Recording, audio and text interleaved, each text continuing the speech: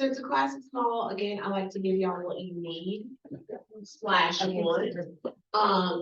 Tell me if there's any particular form, document, questions about whether it's purchase or listing that you all are seeing or are struggling with, or you want to know more about. Because I can talk about all the things all day long. So I know y'all don't want me to stand up here just talking at y'all until you say we've had enough. So you let me know kind of outside of exclusive right to represent. We're gonna talk about that a little bit and how you need to be getting that through to your clients, especially at the height of commission breakdowns probably changing. So we'll definitely want to talk about that and kind of what you should say, what these things mean, so that you are more aware and you can explain these things to your buyer. And then we'll do the purchase agreement, of course. And then does anybody else have something else they want to talk about, a particular form that they want to know how to use, aren't sure how to use properly? Anything? You guys say, especially new agents, if this is not what you're thinking, but I was thinking go through and even as you stop on stuff, like even a little bit more of an explanation, like when it gets to title, so they understand even what that is and why we're using those kind of things will probably be really good. And then before you all leave, I'm going to print you a document that tells you every document you should need for particular types of transactions. So lands, listings, purchases, all the things. Is it the same for commercials? No. But if you want to do commercial, commercial's fun, it takes forever, but what you got? That reminded me, so we're playing for the name. On the, so let's say client is purchasing land. Okay. And they have to do the perk test. Okay. The property is being subdivided. Okay. So the plat for this particular parcel has not yet been recorded. Right. The person that does the perk test, don't know the official name of that, mentions that they would have to, in order to record the plat, it would go in the current seller's name and then be transferred over to the new buyer. And that will be at closing or once they go to do their permit. Should be at closing. Okay. Because any new plats that have been subdivided, any new parcel numbers, any of that stuff are generally reported after the survey is done immediately. Mm-hmm. But all of that information will become the new buyers once they take possession. So after you settle on a property, generally the title company will send you what is available. So in some cases, you'll get a plat with your new deed. It'll come with the new deed. It'll have all that information in it. If there hasn't been a recent survey, sometimes when your buyers hit their closing packages, it doesn't always have a plat in there or a survey, and that's because there isn't one hasn't been recorded. So it definitely depends on when the last one was recorded. And if something is being recorded or done or divided during the transaction, then that information will get recorded under the seller's name because the seller is paying for those services and those things to be done. And then any new information that is pertinent to that parcel or the parcel that the buyer is purchasing, then they will get copies of that information when they get their new deed in place. So do you need a particular form or an addendum if it's written in the purchase agreement that the purchaser is going to pay for their perk test? Mm-hmm. But do you need like a addendum for that process? No, as long as you put it in the study period portion of the contract, or you give 30, 60, 45, however many days you need. Anytime you do that, I would recommend calling the person that you plan to use because a lot of people are super busy right now with all the construction going on to make sure you're within those deadlines. But outside of that, you just put it there, and then there is a place, I believe, right underneath that you can put the type of test you want to get and what the test has to perk for. How big the septic tank can be, like the size of the drain, so you can get very specific in that area as far as what those results have to be in order for you to move forward. Okay. So, but if you have questions when you run into that, let me know. Yeah, I thought one. So we like review the as is addendum Yeah. at some point. Sure.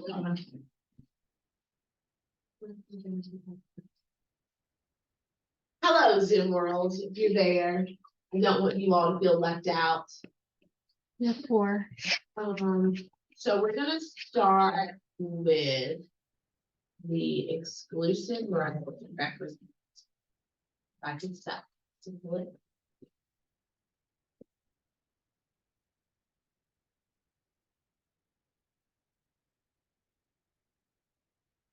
It's a 2-pager generally.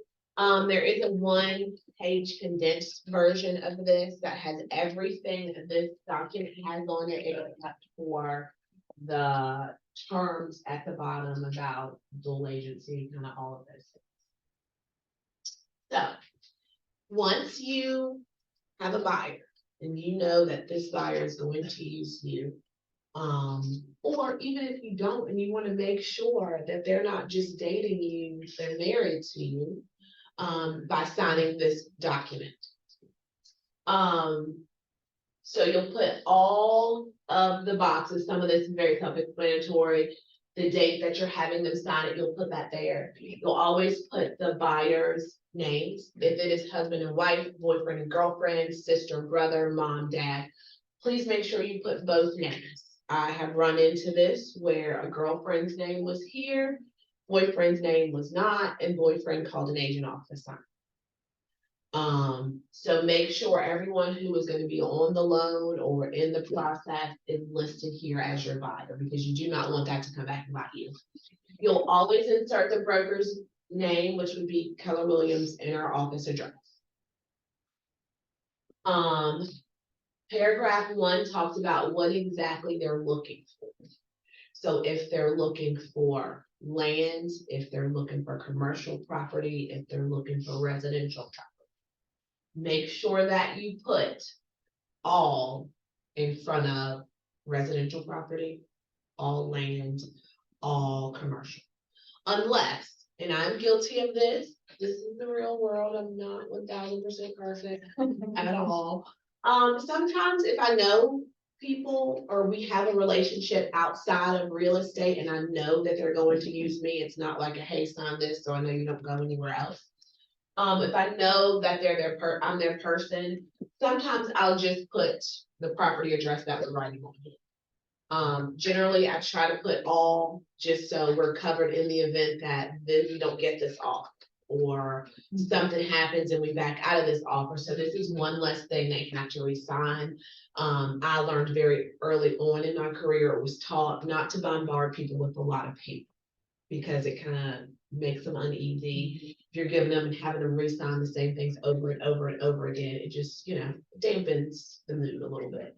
So the less papers they can sign, the better, but it does not affect the validity of any of the things we're signing. So, you would put here what type of property they are looking to acquire. And number 2, I generally make all of my, represent agreements 6 months. If you know it is an investor or someone who has expressed to you they want to do multiple properties within the next 6, 8, 12 months, then you can of course make this term whatever you want to, as long as it is okay with your buyer. So if that needs to be a year, if it needs to be, longer than that, then you are free to do that. This broker duties paragraph, it just goes down to explain who the broker is, who the listing firm is, and what they do in the transaction. New agents, do you know who the broker is? Keller Williams is your broker. That's the company name.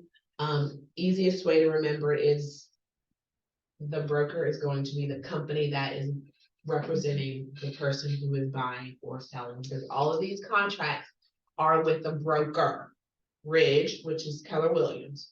You are their representative, so you can sign some of these things on their behalf. You can execute these things on the brokerage's behalf, but their contracts, all of our people's contracts are with Keller Williams, and we are representative of them. So anywhere you see when you're getting referrals, where you're getting any document that says broker or broker's representative, you, the agent, can sign in any of those forms because you are a representative of the brokerage. The paragraph 4 goes on to talk about buyer duties. You can read this paragraph. It just says you will exclusively work with the broker during the term of this agreement. So if they stop liking you, if you stop liking them, you can be fired, and you can also fire clients. So don't feel like if someone's not treating you well, if they're running you around, if you don't think it's going to be a successful experience, you can say this isn't going to work, and then try to refer them out to someone else. Like, people have different personalities, and there's nothing wrong with it not working if it's not beneficial to both you and the client. So don't just say, hey, I don't want to work with you anymore, and call it quits. Say, hey, I don't think we're a good fit, but let me put you with Cheryl, who is a better fit, or Victoria, who may be a better fit or knows more about the area. And then that way you can still get a referral fee and you still keep it paid up. So yeah, so this, talks about compensation for a second, that they are due what is set forth in the next paragraph. So, we'll talk about that in a second, but outside of that, I always tell people when we get here, when I'm actually reviewing them with it, is that if for some reason something's wrong, you are second guessing yourself, you have questions, you're not happy with the lender, all these things, don't go silent. I am your person. I am here to exclusively help you through this process. Please know that whatever your concerns are, they're my concerns too. And, and outside of that, if you see a sign for a house that you like, if you're riding out on a Sunday, you see a property, please call me. Do not call that agent on the sign because they work for the seller. Those are the biggest things that I kind of add to this paragraph so that buyers know, like, I'm your person. Call me if you see any real estate transaction, I am your person. 5 talks about compensation, elephants in the room. So we all heard the things about compensation. It could be changing, it could not be changing. My hope is that we'll keep doing business as normal. There'll be some agents who'll throw a 1% or a 2% commission on something, and we can take it and make our buyer meet us with the rest of the way. Or you can call the agent and say, hey, would your seller be willing to negotiate a higher commission for me? So those things are acceptable. They are acceptable now. Compensation has always been negotiable. So, now more than ever, you need to be knowing what your worth is, being able to effectively communicate what your worth is and why they need you. Like I said, hopefully nothing major will change. In this paragraph, I'm sorry. Paragraph 5. For services rendered by broker shall be paid the following compensation fee, and you can pick a box. And it just depends on what you want to do for compensation.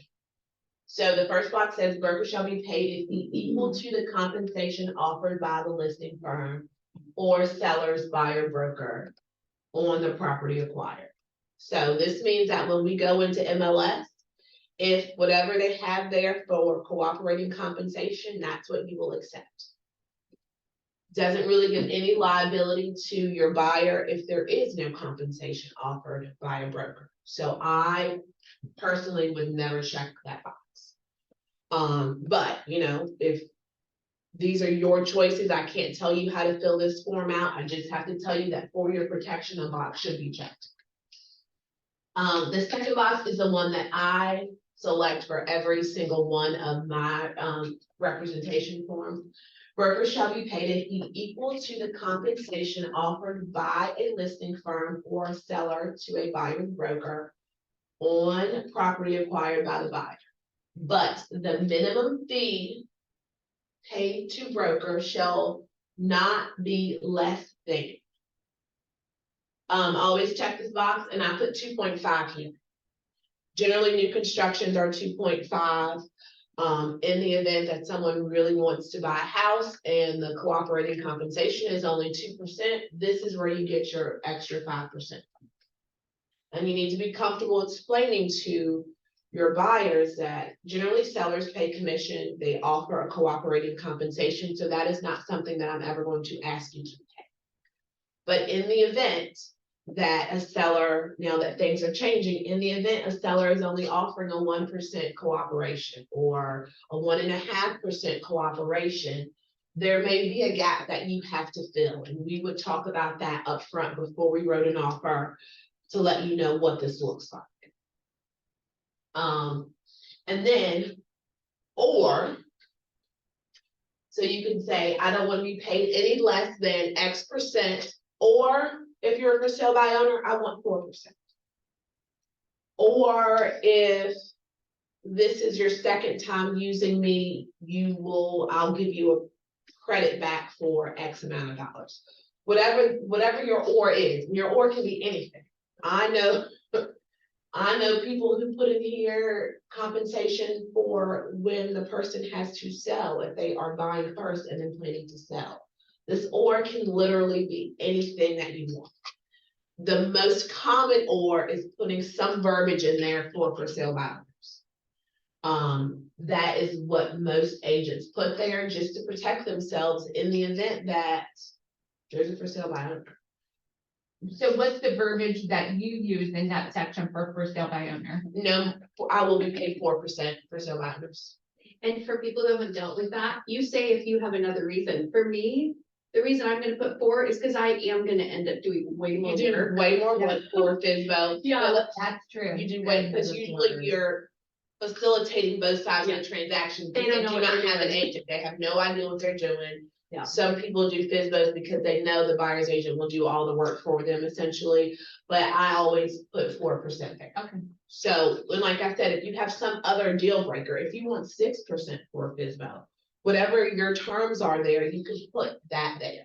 Mhm. And you also need to explain to them in the FISBO, and you can explain that, I explain it loosely here, but more if they're looking at a FISBO. Like, if we can't get the seller to pay my commission, we're gonna have to figure out how to get it paid essentially. So, any questions about this box? This is my favorite box, but you can check whichever you're comfortable with. This one covers you no matter what. And then the last box says, buyer shall also pay to broker at the time an additional fee for any additional services. So if you are helping them move, if you are doing some maintenance work, you know how to paint, they want you to paint an office, you can detail this stuff here. If there are any additional services that you've talked about. This is an additional item line on a CD, so it'll look a little bit different if you use this box, but you can put any additional things here. Any questions? So I know with sellers, we may facilitate more of that. So are there times that you, I personally have never. for buyers? Okay. I've personally never, I've, maybe done something that I don't get compensated for, like pay for a repair that we couldn't come, everyone couldn't agree on, or something like that. But generally, I don't see this box used very much, even in doing all of our compliance. I don't see it used hardly ever. Now this is the crazy part, just so we all know. This fee shall be due if during the term of the agreement, buyer enters into a contract to acquire a property that is described up above. So that's why I said, if they're looking for commercial, put all commercial. If they're maybe looking for a commercial and residential, make sure you're putting all, because these words are technicalities that people can say, hey, well, I didn't buy, this isn't a commercial property. We have all commercial property on this agreement. Or, hey, this is zoned residential, does this buyer broker still count? So make sure, that if there are any questions, if you feel like this person is kind of flighty and may not want to do what they are supposed to, or maybe looking for a way not to pay you, make sure up there in paragraph 1,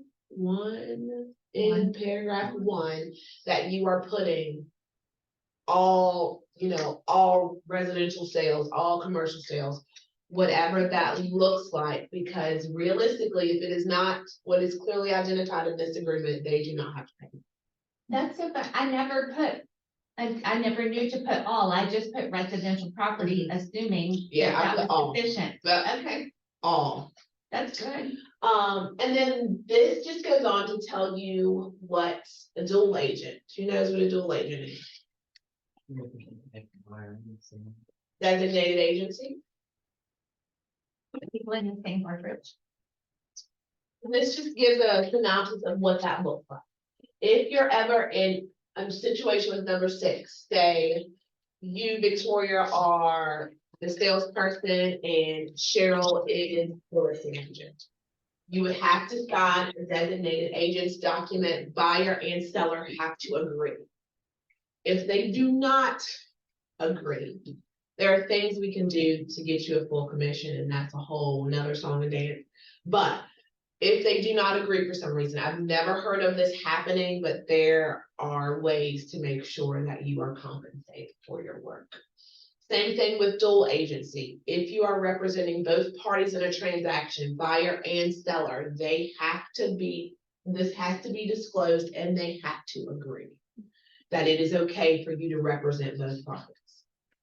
If they do not, then again, you could refer it out. You could have somebody, take a referral fee just to negotiate the terms of the contract until we get, that out of the way.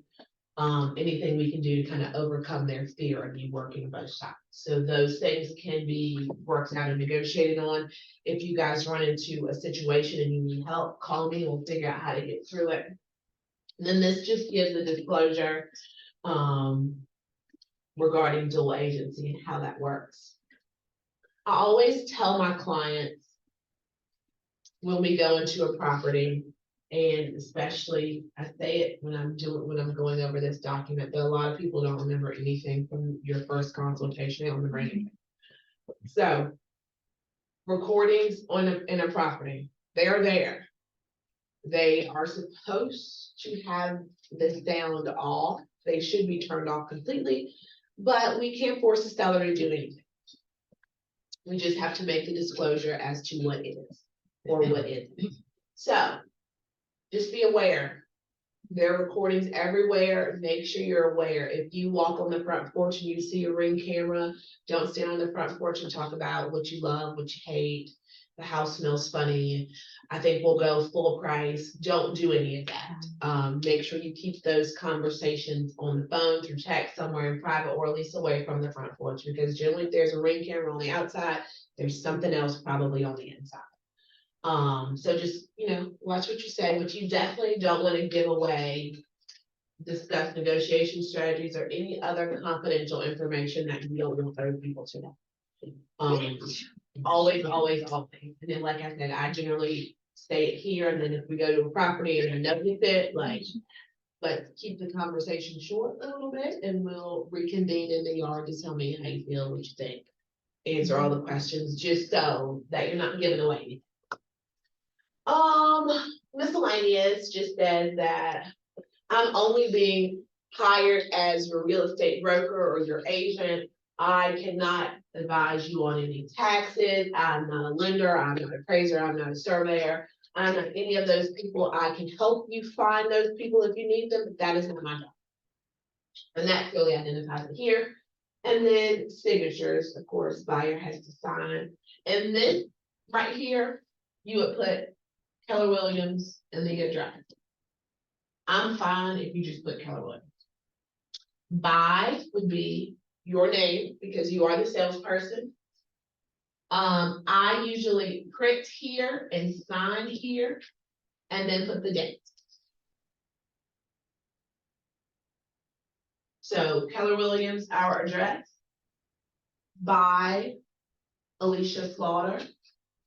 Sign and date. I may have said that backwards, but by the agent and then sign and date.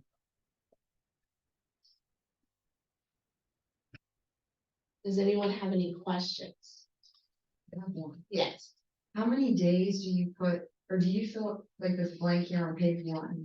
I'm sorry if I missed that. Where Um, a little tail provision that's in that. so the fee, right before, section 6, that big paragraph before they're talking about the fee. It says within blank days after the expiration. It's a little tiny baby. I'm gonna say, why don't I see that? Generally, this is the same number I put in all listing agreements, it's 30. But you can put whatever you want, if it's 2 weeks, if it's, the problem in this number, and I hate that it's even in this document, is because you have to do the due diligence to follow up, to be able to prove that you were the procuring cause, because no matter what, whether they were represented or not, this form does not hold up in court if you were not the procuring cause.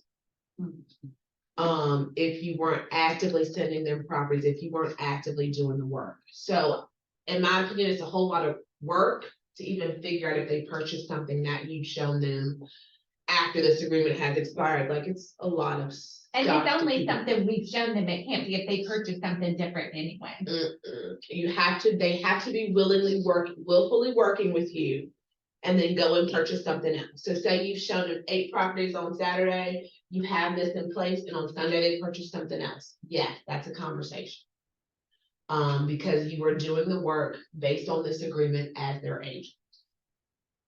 But if they've been silent for 6 months and your term of this agreement is for 1 year, that's where it becomes tricky, because are you still actively working for them? If you haven't sent them any properties, you haven't had any conversation about real estate, kind of all of those things. So that is kind of the gray in all of this. Ryan Holmes. Yes.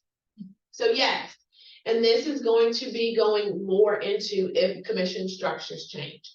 I had a client who bought a Ryan's hometown house after I sold their new.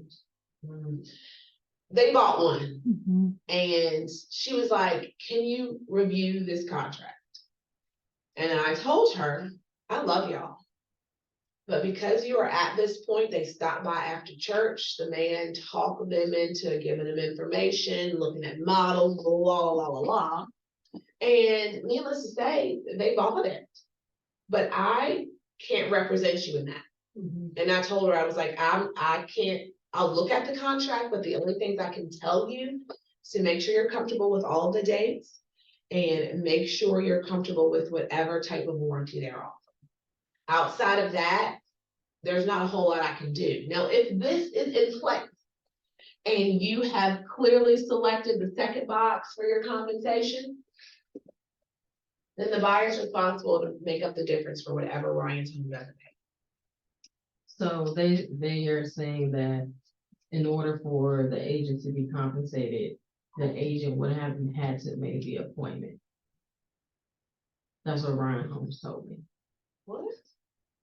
Some of them are getting crazy. Well, see, I know like Kathy Lawson has done one and she didn't have that problem. Her client simply said that they were represented. And they said that they would be willing to pay a commission. So if your clients go in there and they are saying that, "Hey, I have an agent," that is when their sales are supposed to stop and they're supposed to direct them to come back with their agent or have your agent give us a call. All right, so let me think through this again. Home buyer seminar, person comes to seminar, I get them with the lender, they're starting their process. We go through buyer consultation, we get the buyer agreement signed. Ryan Holmes sends out this big notification that they're having an open house for this one unit that they're discounting. Client goes to open house, purchases the unit. Call him, I said, "Hey, so how's it going?" "Oh, I just bought this house around." "Wait, you did what? Why did you did what happened?" "What do you mean?" So call Ryan Holmes, like, "Hey, I'm aware of the client, it's in the contract, this property," and their response is, "Oh, well, you as the agent would have had to set the appointment in order to receive the commission." Do you like these people? Which one? The buyers. I mean, it's a fair one, I mean. So you don't want to take it. No, I mean, yeah. because realistically, you could go to court and you're due a commission. Yeah. Because they agreed to work with you exclusively. It says it in this thing. If they did not relay to the Ryan Holmes representative that, "Hey, I'm working with an agent already, have an exclusive right to represent with them," you'll need to talk to them before signing any forms or doing anything. Mhm. Because you can go into an open house, but that's why on the form it even asks, are you represented? Because if you are represented, then I have to speak to you in an entirely different way. Mhm. Alicia, at those, is it always agents or is it sometimes just salespeople? They're salespeople. Yeah. I mean, they're licensed, but they're salespeople. They Yeah. only work Orion Homes. They have to have some sort of license. Yeah.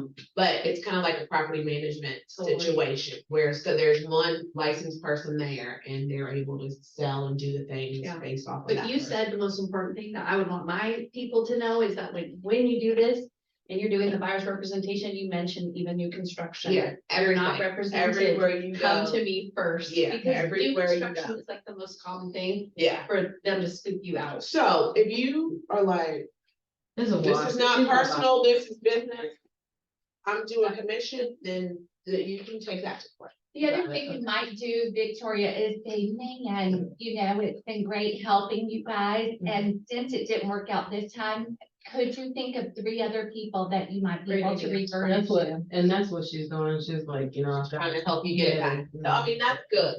But I just this, didn't know about for Ryan specifically. yeah, this is a legal binding document. So the biggest thing that I encourage all of my buyers to tell people when you're going to an open house, if I'm not present there with you, when you are doing these things, is that if anyone tries to talk to you about anything, tell them you have an agent and to call you. Mhm. I created, and I'll see if I can pull it out to show you guys, an open house pass. And essentially, it's just my picture and Keller Williams logo, and it says open house pass, and I text it to my clients. It doesn't mean anything, but it's just another reinforcement. Right. When you go to Yeah. an open I'm house, your person. show them. Yeah, don't let them talk you into anything. So that's a really good idea. Are there any questions, Vincent? Yes, so I want to say something. So one of my client and we are working with Ryan Home. So my client, they are also a friend. They found the house and then they called me and told me whether I want to represent them. I said, yes, of course. And then we went to go to the Ryan Home. Their representative did all the contract, everything. But because my friend says that I want her representation, they put my name in there. And all they said, Ryan Home representative, that all we can say that we will give her a particular amount, like not a percentage, and that amount they are buying, I believe it's something around 380 or 390, 280 or 290, Yeah. the house price. And $2,000. yeah, and they are just giving me $2,000 straight. That's their thing. But I did not have any contract with them before they found the house. Yeah, so if you have the agreement signed, and again, you check this middle box here. If there is a discrepancy in what they are offering versus what you feel you should be paid, you will accept not less than 2.5%. Then you can ask the buyer to pay them. The difference between what is being offered and what you have selected as your bottom dollar. So those are conversations. Like I said, I want to do a class just about the exclusive right to represent, how we should be having these conversations, how to frame it up so it doesn't look like we're just money hungry, but we're not doing the job that we deserve to be for. But yeah, so any other questions about buyer broker?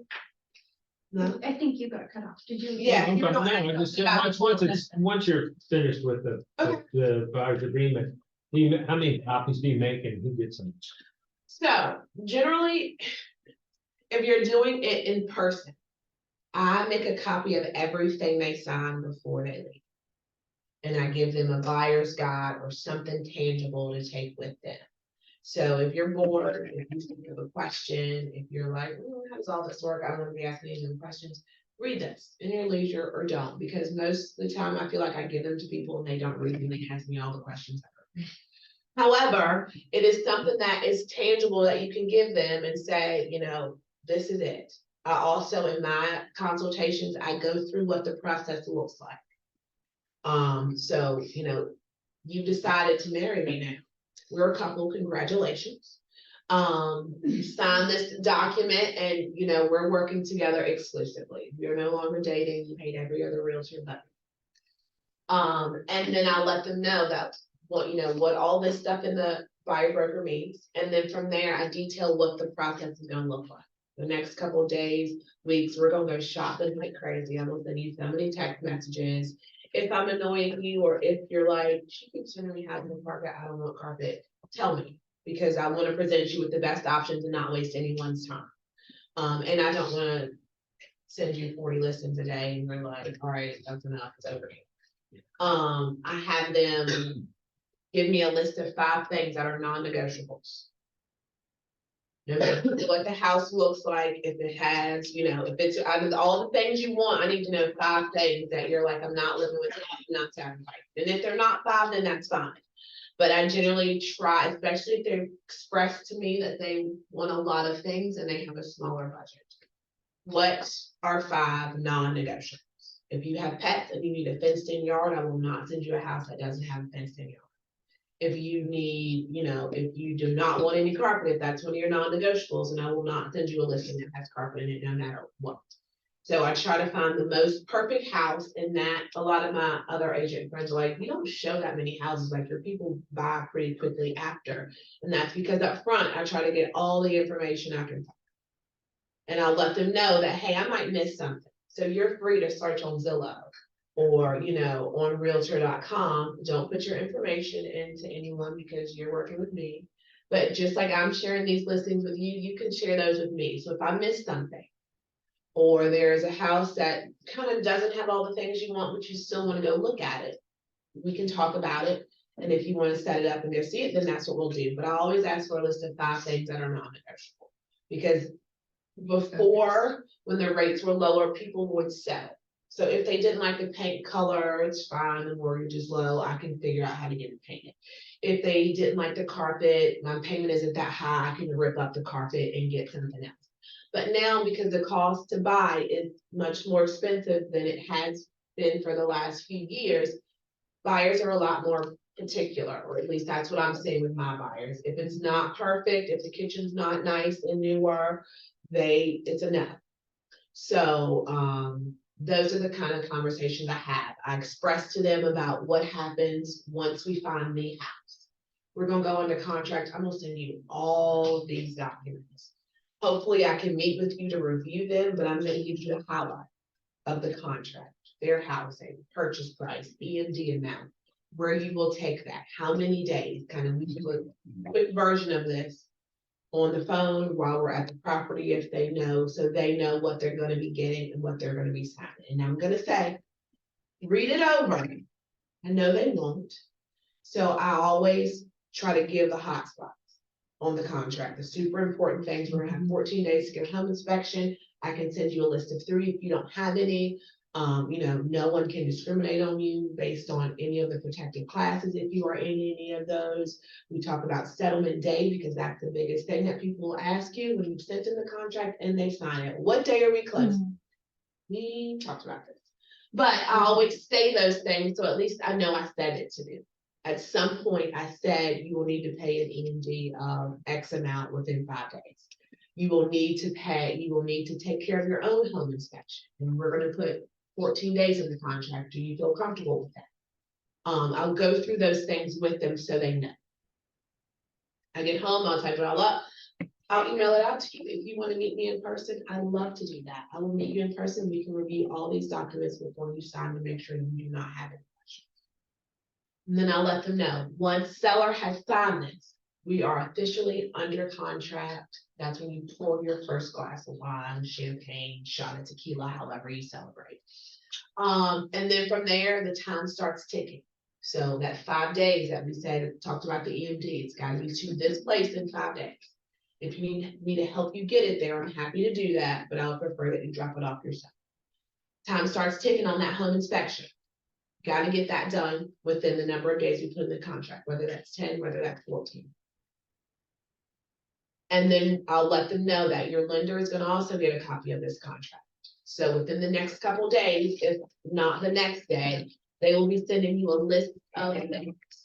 They're probably going to be a nurse, and that's fine. We can do everything they need in a timely fashion, because if not, it delays the process. So I kind of give them a synopsis so that we're all in the clear. I've at least detailed this to you one time in the beginning, so you know what to expect. And then again, we'll go over things as you get into the transaction. Hey, don't forget, you need to have your EMV by this day. Don't forget, if the home inspection hasn't been scheduled, who should we pick? Kind of go through some of those things. And then I give them a copy of what they signed and buyer's guide to purchasing your first home. And then they go out of the door and we start shopping. So, but that's the way I generally do it, just so there are already some lines drawn in the sand about how this works, what will happen. I'll let them ask me any questions they may have about the process. And then we kind of go through. So we're showing housing. We find the one. Time to go to work. So this is what our purchase agreement looks like. If you haven't seen it, familiarize yourself with it. I kind of have my spiel about every paragraph and what I say and how it's presented, so we'll go through some of that. Purchase agreement is dated, whatever date, so we'll do October 31st. Now I like that it has this here because I've been doing this for a long time and sometimes I forget which one this starts, but that's here or there. The sellers, Bill and Susie Seller are gonna go there. Purchasers, Mickey and Minnie Mouse. You will always put the listing brokerage. So if there's a Dalton sign in front, if there's a Keller Williams sign in front, if there's a Divine Bob sign in front of their next home sign, the brokerage name goes here for the listing. For the selling broker, you would put Keller Williams. Always check done. Honestly, I'm not sure what happens if you don't check anything because I've done that before and still been paid. But every training I go to, it says always make sure you select us. So no one's ever given me a real clear answer as to what it changes if you don't, but does represent the purchase. Real property. This talks about the actual property itself. So it's gonna ask you where it's located in the city or county of, and you would put, of course, the correct city or county. So I'm gonna ask you for the legal description and the parcel ID. Generally, those things are housed in your listing. Let me see if I can pull up one real quick, just so you can see what I'm talking about.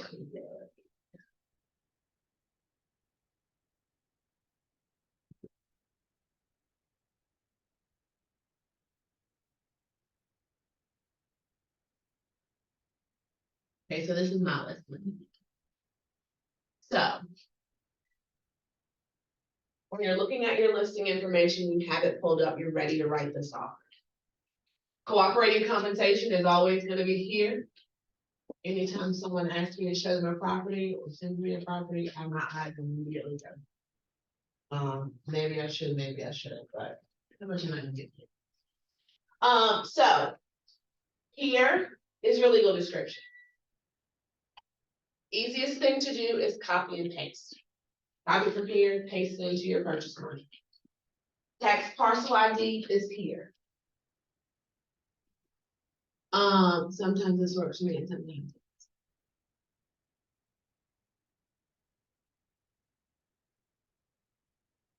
If there's a hyperlink where I was, generally it will give you all of the information about the house. And the biggest thing is it's gonna give you the address up top. So if for some reason you click on this and the parcel ID does not match the address for the property you're writing a contract on, then you need to go into the county records to find out what the correct information is. Most of the time after you write the contract, you'll get it all written and send it over to title. They will check for the property address first. If for some reason they're not able to find what matches on the property address, then they will use these other identifiers. So that is why you want to make sure that they are correct.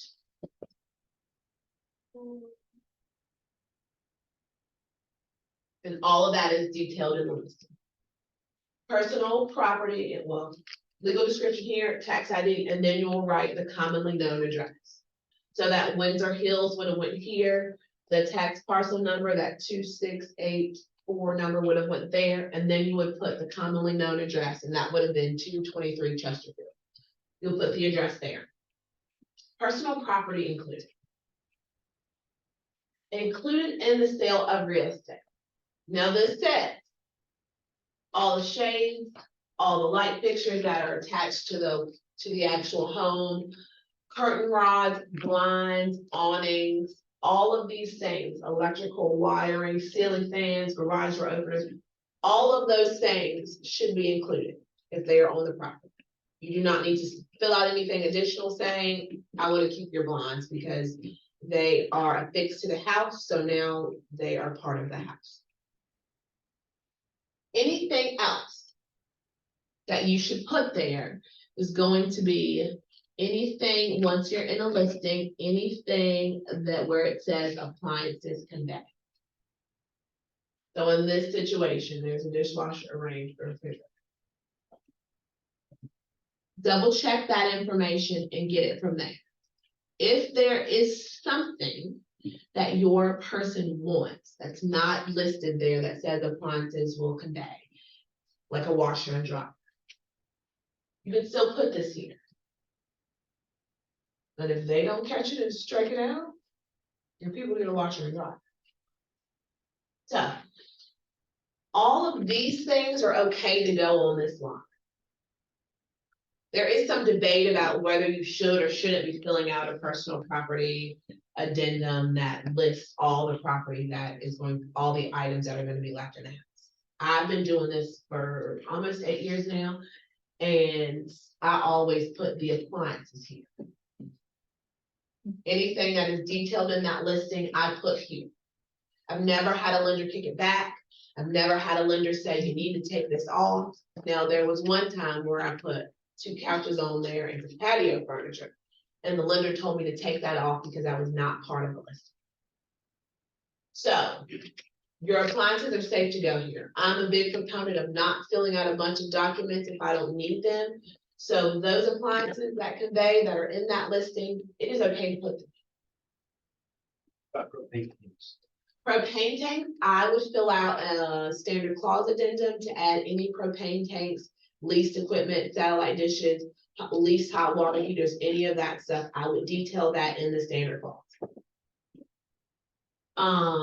So any questions about this? All the appliances are safe to go there. Always throwing that washer and dryer if your people need one, because I've gotten a few washers and dryers from my people because they didn't check it. So, addendum. Anything that you put here, the lender is going to ask. Lead-based paint, standard if the home is built prior to 1978. If there is a subject to sell or settle addendum, if they have to put their house on the market, or if they are waiting for proceeds from the sale of a house. That is what that is. Standard clause. We can talk about the standard clause because I only use that if there is something in the standard clause that applies. Because generally it's 3 pages of does not apply. Unless there's like a leased propane tank or someone wants to have some radon testing or something different. Other. So fun fact, which even gives me more happiness about this because everybody's like, you need to put down a personal property. You do not. So I had an agent recently who accidentally checked other here and put personal property in it. There's 3 days from closing, and now the underwriter wants to see that again because it's not what they're saying. She had put some personal property items and the appliances on this addendum because the home was going to be furnished. She did whatever you're supposed to. If you use the addendum, you put $40 in the cost. And the lender was freaking her out about whether she could send it to them. I'm gonna tell you as your broker, if you put personal property addendum there, anything you put in this space, they're gonna ask for. I never, ever, ever want you to go back and change the integrity of the contract for any reason. We messed up and it's something we have to get around 100%. But the lender wanted her to go back, scratch this through the personal property addendum and have all parties sign. Never change the integrity of your contract. Ever. Because underwriting is already stated. For us to go back and say that now it doesn't exist, like, let's just not. So don't ever change the integrity of your contract for a lender, for anybody, because there are ways around everything. So she called me and she was like, I don't feel comfortable doing it. And I was like, you better not do it. Don't do it. Did you put $0 on the personal property? And she said, yes. Then send it on to underwriting. Everybody's like, they're gonna kick it back. It's got personal property stuff on it. That meant $100. It went to underwriting and it was fine. So they puff these things up. Now, if it had been a dollar amount there, then they would have challenged whether some of the purchase price was going to pay for some of these personal property items, and that is what the lender does not want. So as long as you have $0 in that personal property addendum, anybody that needs to see it can. So don't let that intimidate you. We all mess up. I've all had to show things that maybe I didn't want to, but this and this is a null. So whether you want to put the things, the appliances that will convey in this box is fine. If you still want to do it with a personal property document, you can do that as well, but it is not necessary. Number 4, purchase price is where it gets fun. This is where we talk about how much we're going to pay for the home. You would write it out in words here. And then numbers here. If there is a discrepancy, they will go by the words. So make sure they match, but if you're off, they're gonna go by the words. And then this is where we talk about financing. If it's not subject to financing, if it's a cash deal, you check cash, you check this box here and you don't have to fill out anything else. If it is subject to financing, then this is where you need some answers. So what type of financing are they using? If they are using like a hard money loan or something else like that, that is where you would check other and put that there. Don't yell at me, I'm gonna tell y'all. Should you be filling out the principal amount and of the loan? I don't. If it's FHA, they know you're putting down 3.5%. So this would say 96.5 and this would say whatever the math. If you're doing a conventional, you're doing a 10%, you would put the principal amount is 90% and then 90% of whatever the purchase price is, you put it. No one's gonna kick your contract back if you don't have that. The things that you should have in there.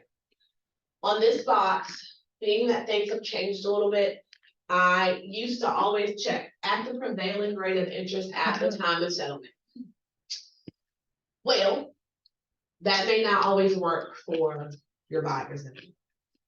So I always try to find out what their numbers have been quoted on, whether that's 7%, whether that's 8%. And I usually give a 0.5% up. So I like at the fixed rate, at a fixed rate mortgage, not to exceed 7.5 or 6.25 or 8.5, whatever that number looks like to you. If you select active prevailing rate of interest at the time of settlement, in the event that rates go from 8% to 12% overnight, and your buyer is still qualified, this is not an out for them. If you put, you know, they've been qualified at a 7% rate, by the time it's locked and ready to go, it's 9%. You have 7.5 in this box, this is an out for your buyer, whether they can afford it or not. I have clients who can afford a $2,200 mortgage, but paying an 8.5% interest rate is not worth it. They'll wait till the rates come down, try to figure out how to buy it down, something like that. So this is a way to protect your buyers. I always put, unless I know different, that it'll be amortized for 30 years, because that's generally the length of a traditional loan. And I always put something in this box now, because generally I used to leave it all blank. It's fine, the world's great, interest rates are low, everybody's getting it. This, in the event that in order to get whatever rate you need to keep them in, if they have to pay points, we cap that. So generally I put 2 points. You could put 1.5, you could put 1 percentage point. It just depends, because if this rate goes up to 10%. And they can still afford it, things are moving well. And they have to buy down 5 points just to get it to that rate, then we can walk based on that. Buyer gets their EMD back, financing no longer works, and we're out. So the importance of this is a little more important than I've been teaching it in years, because rates are higher, things are changing. People, are very much still buying, but you don't want to make them do something they're financially uncomfortable with because rates have changed or because you didn't check the right process. So have conversations with your lenders. My lenders like me and hate me because I ask too many questions. Because I want to know how to best protect my clients. Because I don't want them to say the first time they have a hard time making that mortgage payment is when that crack in the wall that wasn't a big deal when they bought this house is a huge deal. Or the carpet that was dirty when they bought the house is now a big deal. So you want to make sure that they're as financially protected as we can. On to page 2, appraisal. If they're using financing, you will always select is here unless you've been told something else by your lender. That's why it's important to have these conversations with your lender. They can give you estimates of closing costs, let you know if your buyer is going to need them. If for some reason they are able to get an appraisal waiver, that is a thing. Some people have that option, but the lender will tell you that up front. If it is cash, and they're like, we don't care what it's worth, we got cash, it doesn't matter. You can put is not subject. In the event that it's a cash deal and they want to have an appraisal, you can still check is and it's fine. You'll have to get them information on how to have an independent appraisal and go from there. But the option is always there, whether cash or loan, but you must select is if it is a loan. Now, there are some words in here I've never seen in my life one time until it bit me. Here it said, if the appraisal is not ordered within 20 days of the date of ratification, seller may terminate this agreement and written to purchaser. And purchaser will get their EMD back and deal off. So I had a double wide situation. I'm sorry, y'all.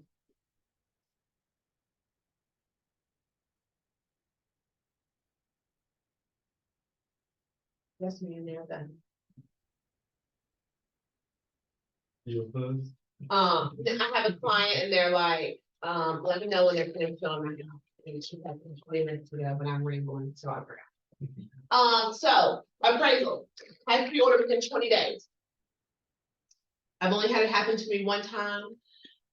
Appraisal was not ordered. We were trying to work out our financing. It was a really wild situation. We didn't want to order the appraisal because the loan type might change, blah, blah, blah. They got me on this technicality.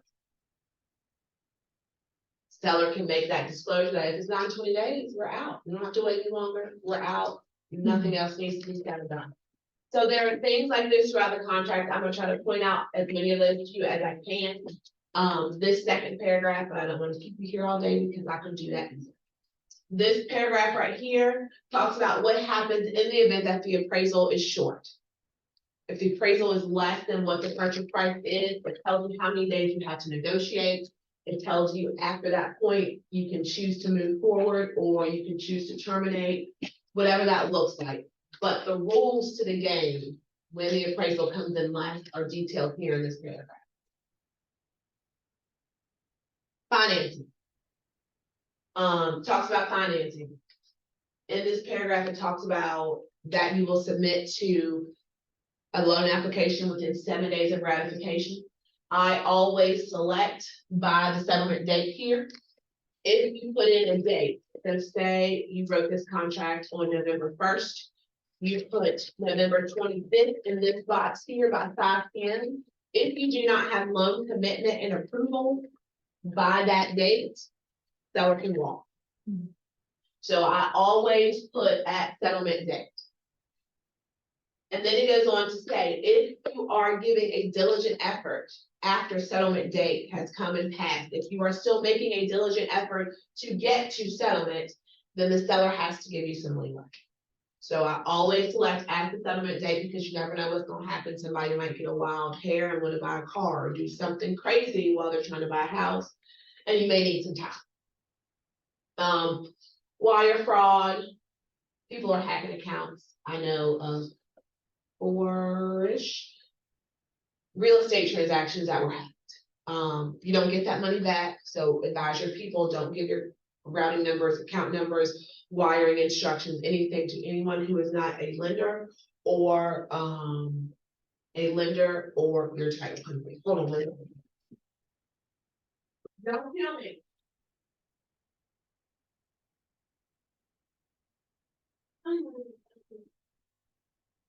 Does this sit on the table? Maybe you did it right up. Yes. I was okay, I was.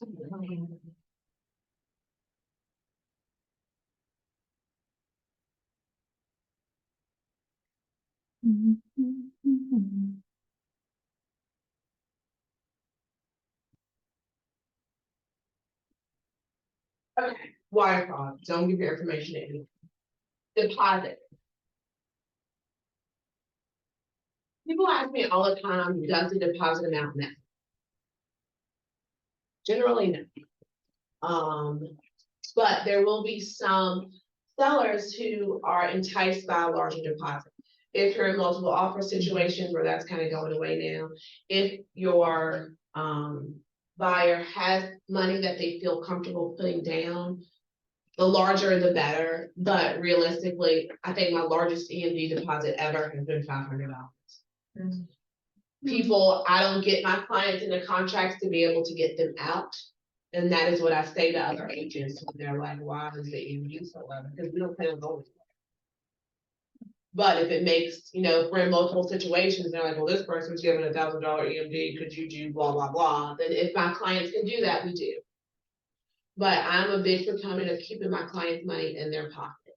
We're not playing any games about this real estate transaction. We are 100% all in. This $500 or $1,000 is not gonna change us doing our due diligence the rest of the way through. And especially if they're using a 1% program, or, they're having to bring 3.5% to the table. If they're using a no money down program. But in those situations, I try to bump it up as much as they feel comfortable with.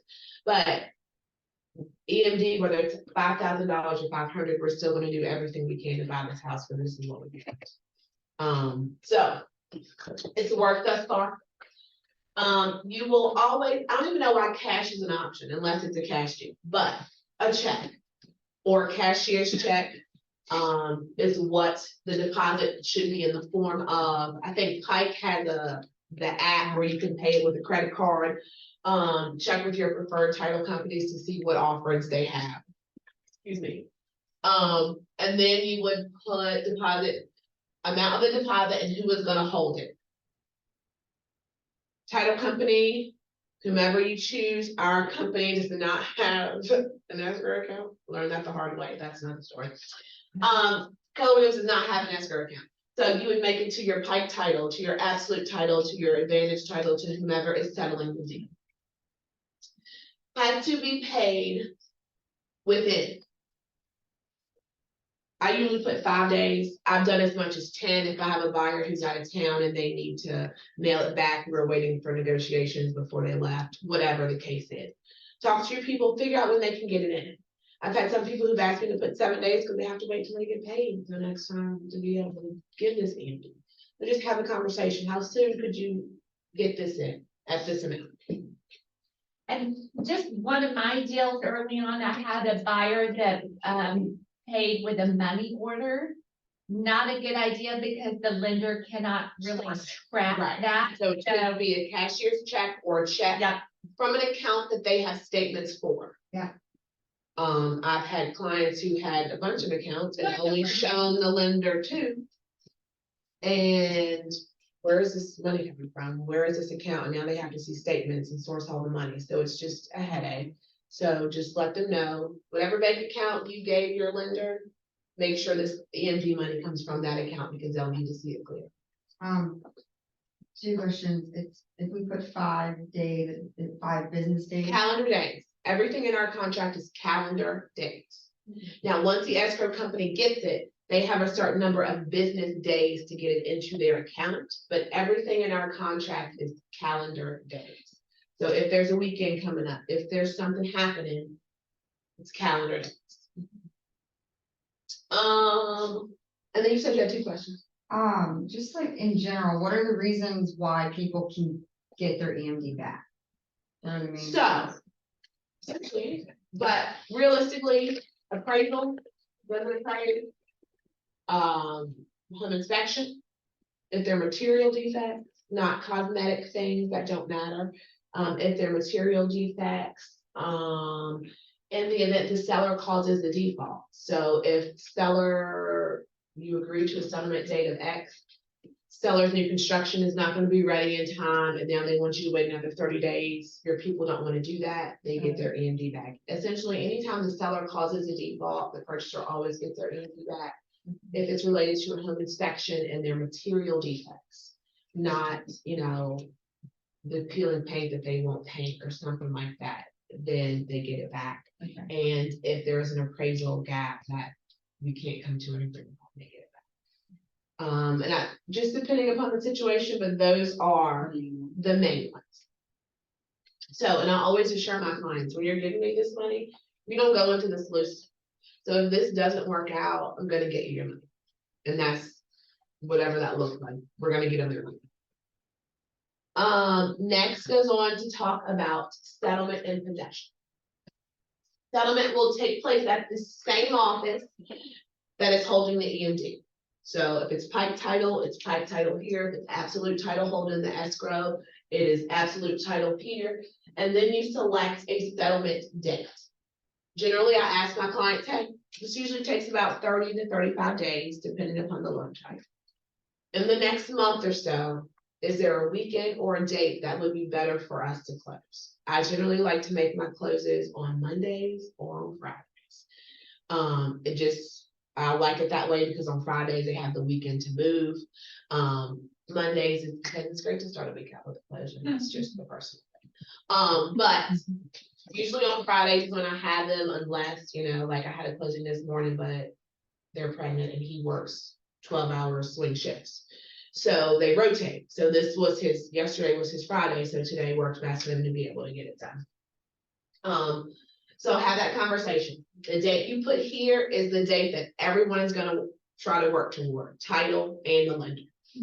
So make sure you talk to them. If you're like, hey, I think she needs to pay a bill, we gotta do a rescore, there's some things that may make it a little bit longer.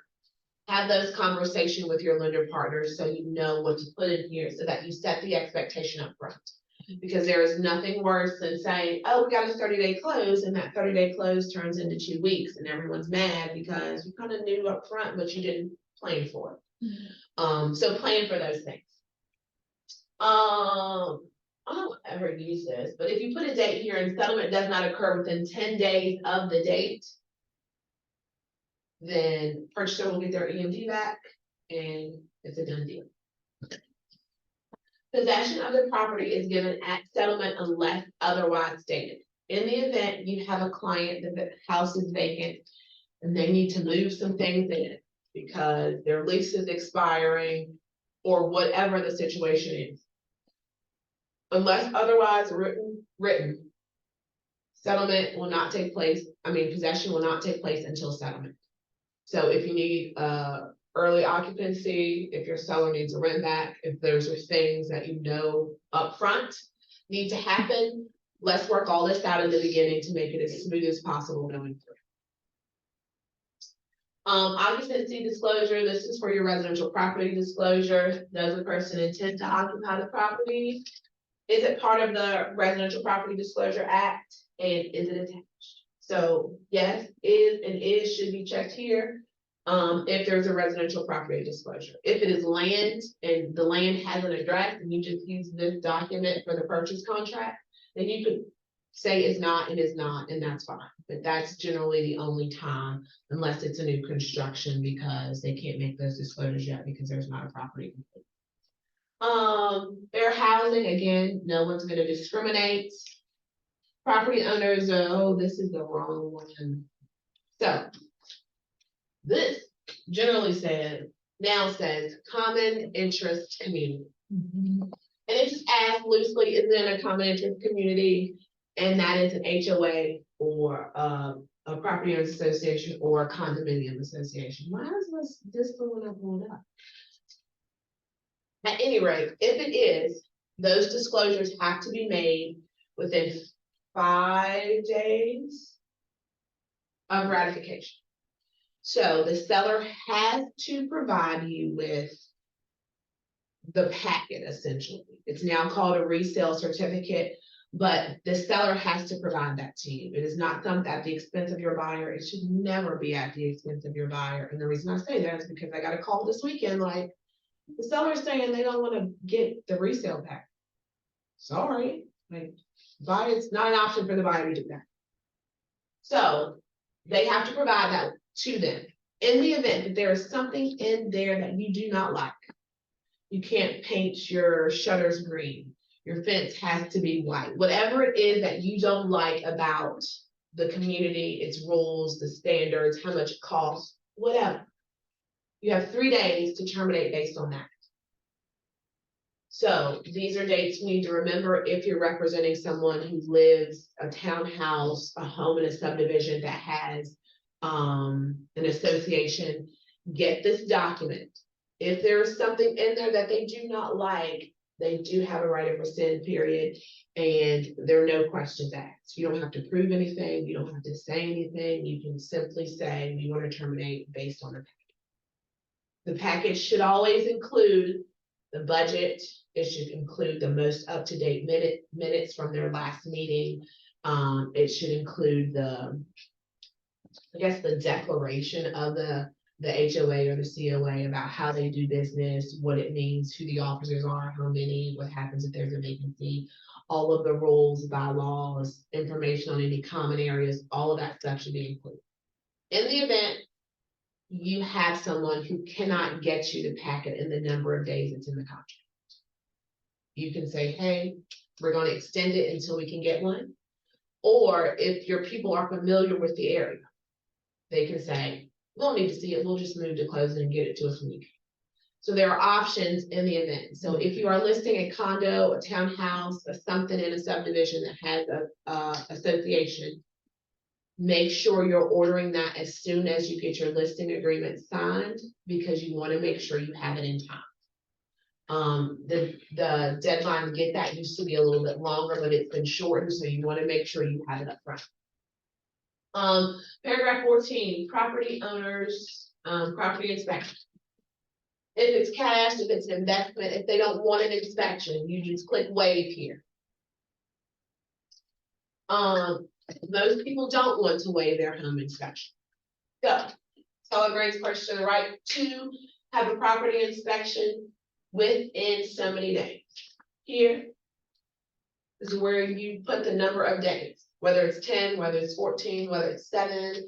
I won some contracts when the world was crazy because I had a home inspector that could get to me within 5 days. So whatever this number is, you make sure that you can make it happen. When there's a property being sold as is, which box should you check? You should, depends on what you want to do. Because as is from the seller's perspective means that they're not making any payments. It does not inhibit you or your client from having inspections to find out the status of the property. Okay. So if it's being sold as is, that's fine. If they don't want the inspection, then you just check, they're gonna waive them and they're not gonna worry about it. If they want inspections, it is their right to have a home inspection. For information. Yes. So you would check this, still put in whatever terms, the number of days you're comfortable with.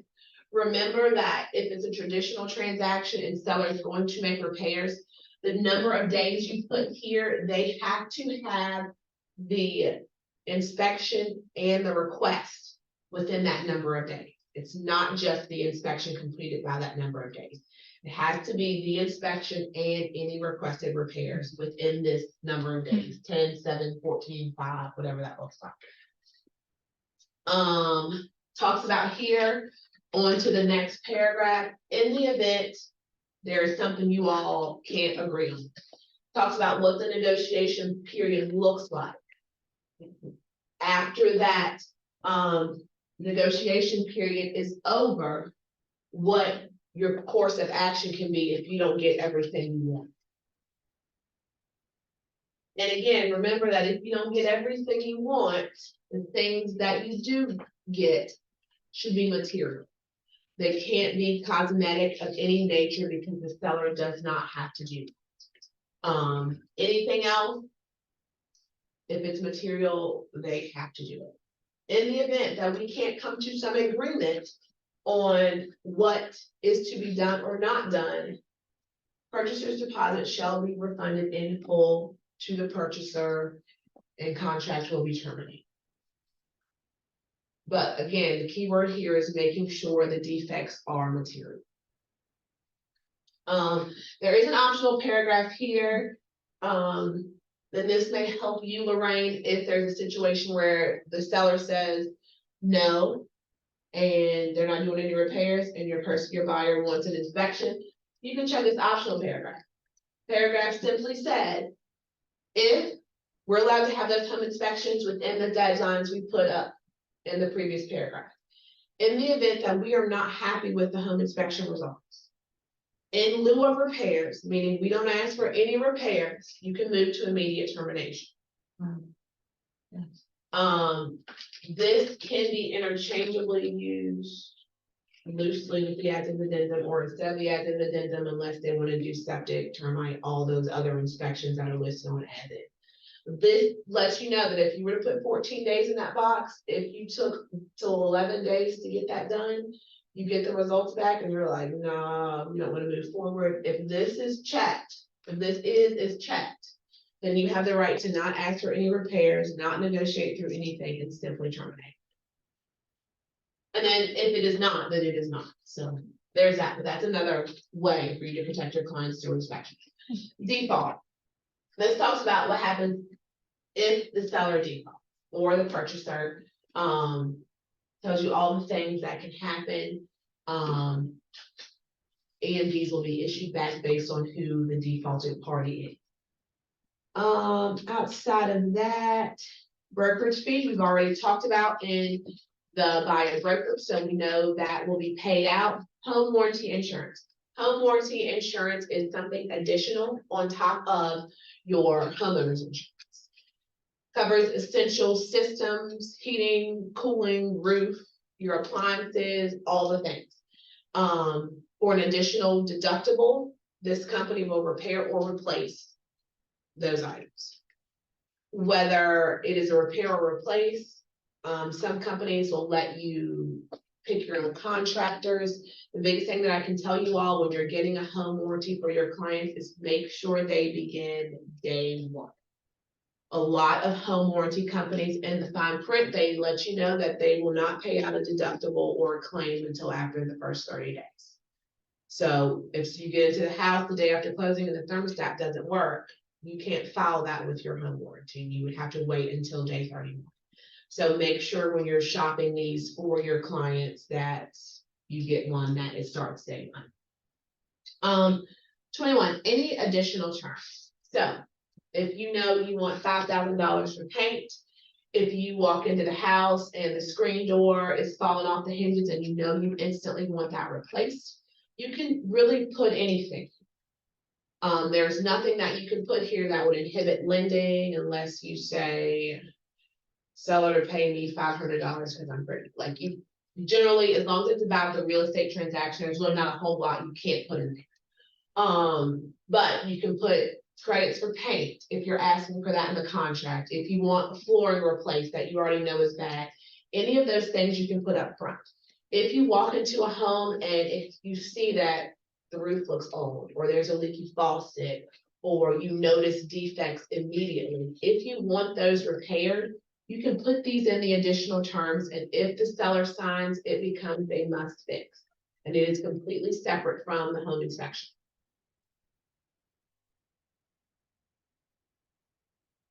Expense appropriations, I mean, it's a paragraph, I think it's pointless, but it's a paragraph. Title. Title will convey to the purchaser at settlement. They will inherit a clean and clear title free of defects. Meaning that if Sally's seller had a judgment for $8,000 to back taxes, that would be paid from her proceeds. If she had a credit card that she didn't pay and they took her to court and it was a judgment, that would be paid from proceeds. Title will do their title work up front prior to settlement, so in the event that there is something, you will know. And they will call and stress you out about it because how much is the judgment? Are they gonna have enough proceeds to pay it? Are they willing to pay it? So those are things, title will do all of that for you. Land use, that's a paragraph. Essentially, essentially, if the property has some other use or county or something, like, they have to let you. It's kind of whatever. Risk of loss, this is something I like to go over with my clients especially. In the event that something happens to this house, there is a fire, a flood, a theft, someone comes in and steals all the copper pipes, and your agent's like, anything happens to this house, it is not your responsibility until settlement. So if a storm comes through at midnight the day before you're supposed to settle, we wait until they put it back to the condition that we agreed to purchase, or we walk. None of this is your liability if you're under contract. If someone breaks into it and steals all the appliances, it's gonna be on the seller to put all those appliances back at or above the level of appliances that were there when you agreed to purchase. So there are no bait and switches. In the event something happens, it is not on you until you get your keys. Equipment condition and inspection. So again, no bait and switch. If there's a stainless steel refrigerator in there, then it needs to be a stainless steel refrigerator in there when you do your final walkthrough before closing. If there is a built-in microwave, all of those things need to be there. And it goes a little further to say that they will all be in working order at the time of settlement. So there's that. So no, nothing can happen. What you see is what you should be getting. Well, septic and municipal systems. This is where you would check if the property is served by a well or municipal system, just meaning city or county water. You would check well or municipal system. If you do not know, generally, if I go back to this listing that I showed y'all before, where it says water and sewer here and here, both of these are on city. This is where you would look for it if you do not know. There are still a couple places in Lynchburg that have a septic system. There are still places all throughout Campbell County, Amherst, that aren't available to the county water out there. So always check this to make sure. If there is a septic, a well, the seller will furnish a report of inspection dated not more than 30 days. They will also do, we'll go down a blurb, but they'll also do termite as well.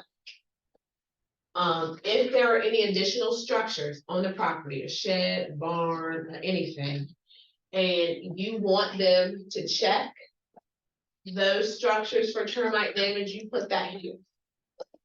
I will tell you, if it is a VA loan, every structure on the property has to be checked for termites, or they have to go back. Learn that one. But if it's a VA loan, every shed, every barn, every carport has got to be checked for termites. And they don't only check for termites, they check for rodents. Carpenter, I had one detached garage, had carpenter bees. We had to remediate that. So they don't just check for termites and that it. They will let you know of any other signs of rodents or whatever. Limitation.